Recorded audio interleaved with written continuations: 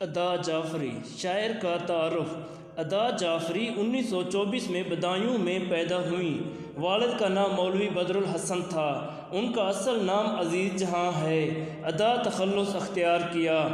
نور الحسن جعفری سے شادی ہو گئی تو ادا جعفری ہو گئیں۔ تقسیم ہند کے بعد ان کا خاندان پاکستان آ گیا۔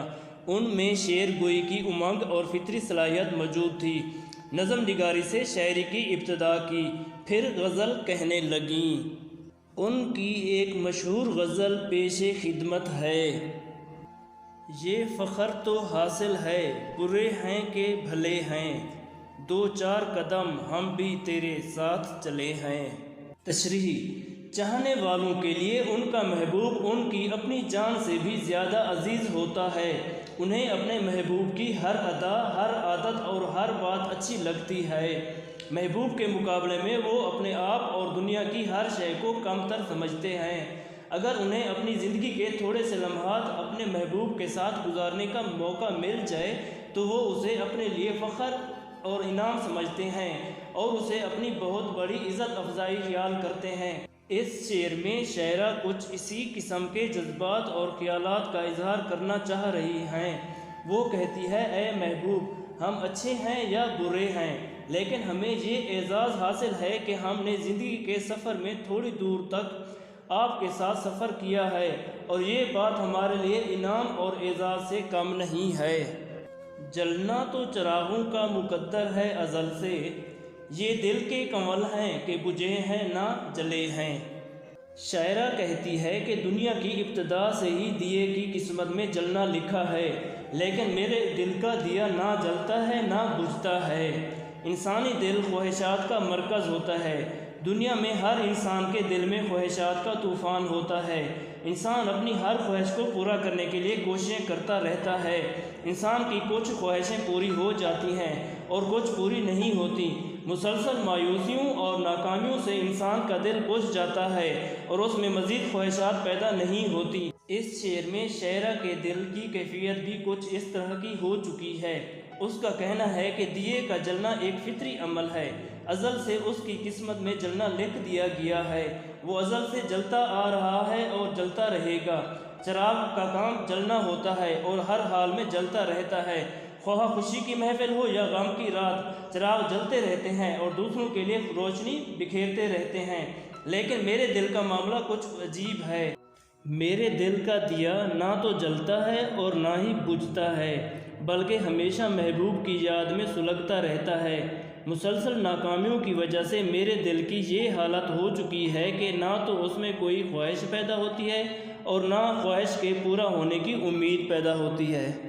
نازک تھے کہیں رنگ گل و بوئے سمن سے، جذبات کے آداب کے سانچے میں ڈھلے ہیں۔ تشریح: اس شعر میں شاعرہ اپنے جذبات اور محبت کے آداب کا ذکر کرتے ہوئے کہتی ہے کہ ہر انسان کے دل میں اپنے محبوب کے متعلق محبت کے جذبات ہوتے ہیں۔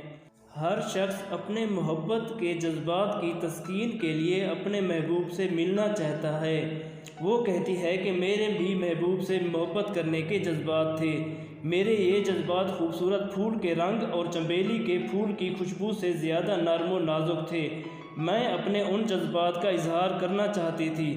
میں اپنے جذبات کی تسکین کے لیے اپنے محبوب سے محبت کا حصول چاہتی تھی، مگر محبوب کی بدنامی کے خوف سے میں نے اپنے جذبات کو آداب کے دائرے سے باہر نہ نکلنے دیا۔ میں نے اپنے جذبات کو آداب و تہذیب کے سانچے میں ڈھال دیا۔ میرے جذبات آداب کے پابند ہو گئے۔ میں نے اپنے جذبات کو آداب کی پابندی سکھا دی۔ شاعرہ کہنا یہ چاہتی ہے کہ میرے جذبات خواہ کتنے ہی نرم و نازک اور بے چین کیوں نہ ہوں، میں انہیں آداب کی حدود سے باہر نہیں جانے دیتی۔ میں نے انہیں آداب کا پابند بنا دیا ہے۔ میرے نزدیک جذبات کی تسکین سے آداب محبت اور آداب محبوب زیادہ اہم ہیں۔ تھے کتنے ستارے کہ سرے شام ہی ڈوبے، ہنگامِ سحر کتنے ہی خورشید ڈھلے ہیں۔ تشریح: شاعرہ کہتی ہیں کہ شام ہوتے ہی آسمان پر ستارے چمکنے لگتے ہیں، رات بھر آسمان پر اپنی روشنی بکھیرتے رہتے ہیں، صبح ہوتے ہی غروب ہو جاتے ہیں۔ اسی طرح صبح ہوتی ہے تو آسمان پر سورج طلوع ہوتا ہے، سارا دن دنیا کو منور اور روشن کرنے کے بعد غروب ہو جاتا ہے۔ مگر ہم نے زمانے میں کتنے ہی ستارے دیکھے ہیں جو شام ہوتے ہی ڈوب جاتے ہیں، انہیں اپنی روشنی بکھیرنے کا موقع ہی نہیں ملتا۔ اسی طرح ہم نے کتنے سورج دیکھے ہیں جو صبح ہوتے ہی ڈھل جاتے ہیں۔ شاعرہ دراصل دنیا کی بے ثباتی کا ذکر کرتے ہوئے کہتی ہے کہ یہاں کسی کو بقا حاصل نہیں، موت کسی کو مہلت نہیں دیتی۔ شاعرہ نے اس مثال کے پردے میں بعض ایسے انسانوں کا ذکر کیا ہے جنہیں وقت سے پہلے موت آ گئی اور وہ اپنی صلاحیتوں اور خوبیوں کا نہ تو مکمل طور پر اظہار کر سکے، نہ ہی دنیا کو فائدہ پہنچا سکے۔ کتنے ایسے لوگ تھے جو اپنی جوانی کے شروع میں اس دنیا سے چلے گئے۔ یہ شعر ان لوگوں کے بارے میں ہے جنہیں موت کا بے رحم پنجہ وقت سے پہلے اپنے شکنجے میں جکڑ لیتا ہے اور انہیں خوبیوں کے اظہار سے پہلے اس دنیا سے لے جاتا ہے۔ جو جھیل گئے ہنس کے کڑی دھوپ کے تیور، تاروں کی خنک چھاؤں میں وہ لوگ جلے ہیں۔ اس شعر میں شاعرہ کہتی ہیں کہ انسانی فطرت اپنے اندر عجیب و غریب رنگ رکھتی ہے۔ ہم نے ایسے بہت سے افراد دیکھے ہیں جو زمانے کی سختیوں کا بڑی ہمت کے ساتھ مقابلہ کرتے ہیں، بڑے بڑے دکھوں اور مصیبتوں کو برداشت کر لیتے ہیں، وہ غیروں کے ستم کا مردانہ وار مقابلہ کرتے ہیں، لیکن یہی انسان بعض اوقات معمولی سی آزمائشوں میں حوصلہ ہار دیتے ہیں۔ شاعرہ نے اس شعر میں انسان کی اسی نفسیات کا ذکر کیا ہے۔ وہ کہتی ہیں کہ انسان غیروں کے دیے ہوئے بڑے سے بڑے ستم ہنسی خوشی برداشت کر لیتا ہے، لیکن اپنوں کے پھول مارنے سے بھی چوٹ کا احساس کرنے لگتا ہے۔ ایسے لوگ سورج کی سخت تیز دھوپ تو برداشت کر لیتے ہیں، لیکن ستاروں کی ٹھنڈی چھاؤں میں جل جاتے ہیں۔ غیروں کے ستم تو برداشت ہو سکتے ہیں، لیکن اپنوں کی بے رخی برداشت نہیں ہو سکتی۔ شاعرہ کو اپنوں سے گلہ ہے۔ وہ کہتی ہے کہ ہمیں غیروں کی بے توجہی کا کوئی گلہ نہیں، ہم نے ان کے ہر ستم کو خندہ پیشانی سے برداشت کیا ہے۔ وہ تو غیر تھے، ان سے ایسے سلوک کی توقع تھی۔ دکھ اپنوں کی بے وفائی کا ہے، جنہوں نے اپنا ہوتے ہوئے وفا نہ کی۔ ہمیں غیروں کے ستم سے زیادہ اپنوں کی بے رخی اور بے وفائی نے مار دیا ہے۔ ایک شمع بجھائی تو کئی اور جلا لیں، ہم گردش دوران سے بڑی چال چلے ہیں۔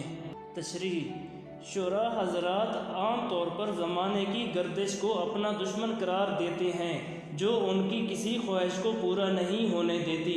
زمانہ ہمیشہ ایسی چال چلتا ہے جس سے لوگوں کے دکھوں اور تکلیفوں میں اضافہ ہوتا ہے، لیکن اس شعر میں شاعرہ نے زمانے کی بے رخی اور اپنی بلند ہمتی کو خوبصورت انداز میں پیش کیا ہے۔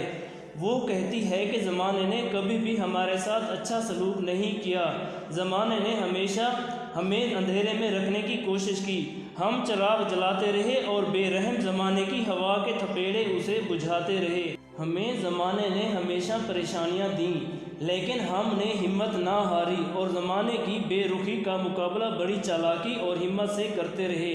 زمانے نے ہمارا ایک چراغ بجھا دیا تو ہم نے خوش تدبیری سے کام لیتے ہوئے کئی اور چراغ جلا لیے۔ ہم نے زمانے کے مقاصد کو ناکام بنانے کے لیے ایک طریقہ اختیار کیا۔